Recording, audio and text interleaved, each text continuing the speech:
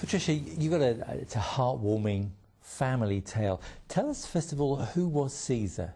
Caesar was a dog that belonged to my uncle. He was going off to the war, and someone gave him this bulldog. It became obvious that the dog would go with him. So in the end, the dog joined the army too? Well, yes, the dog joined the army. So what did he do? Well, because my uncle had his own, he was a carrier for George Courts. Because he was a driver of a delivery van, it was his own carrying business, he could fix a van if it broke down. So consequently, even though he was in the army as a rifleman, he was given a job as what the French called an ambulancier, and it meant he drove an ambulance. So the dog went with him, of course, and along with the ambulances were the stretcher bearers. At night time, he would go out into no man's land. Tom would send him out to no man's land, and he'd sniff around until he found someone on the ground, much like the avalanche dogs do today, and he knew immediately. He didn't have to mess around. He just knew immediately by the smell of the person whether he was alive or dead. If he was dead, he went on to someone else. And he'd take a bit of the uniform, something identifiable that probably, I don't think he'd take a rifle, it would have been too heavy to pull. So he'd go back to Tom and they knew what was happening. He also wore, strangely enough, he wore a harness with a pencil and paper attached in case there was danger nearby, a sniper or an unexploded bomb or some other danger there, that they could read that and think, oh, we've got to be prepared for this. So you've actually heard stories of people who were rescued by Caesar? Yes, I have.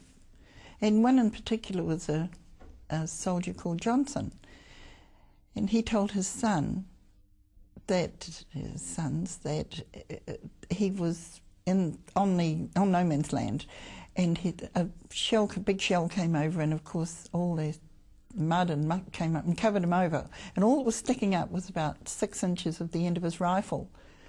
And he couldn't move. He was encased in all this mud and muck. And then he thought he could hear a noise, and he thought, what is it? And then he thought, it sounds like a dog, because it was snuffling and making noises. And he thought, it's a bit ridiculous, but, you know, perhaps he's hallucinating. And the next thing he could hear scratching, and then his head was free, and he could breathe. And it was Caesar, because he also was with the Rifle Brigade.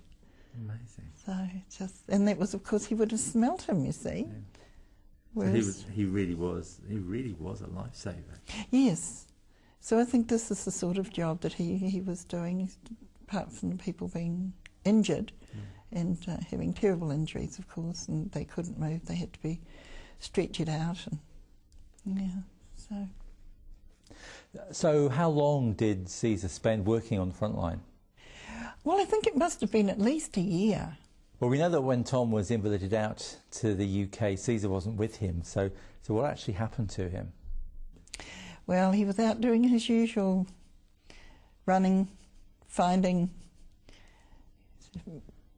back to Tom, and then he didn't come in one night when he should have, and Tom thought, well, it was after a hectic battle, and he thought, well, he's just been working so hard, and he was beat, the stretcher bearers were beaten, he thought the dog was too.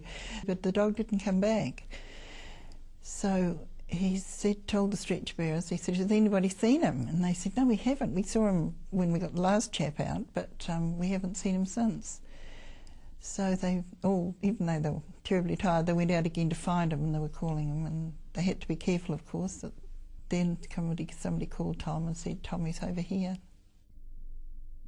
The soldier was down it looked like a shell hole, and he obviously jumped in to get him, and as he jumped in, he must have been shot by a sniper. And he was lying there beside the man, and the man had his hand on him.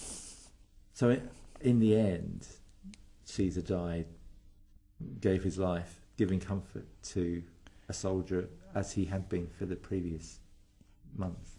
Yes, he did. Yes. Well, that's a lovely story, Patricia. Thank you very much indeed for sharing it with us. You're most welcome. The Anzacs also played a vital role in the restoration of Israel, and for the last 25 years Australian historian Kelvin Crombie has been researching the role of Anzacs in the Middle East, and on a recent visit to this country he told us about the Anzac connection to the Holy Land.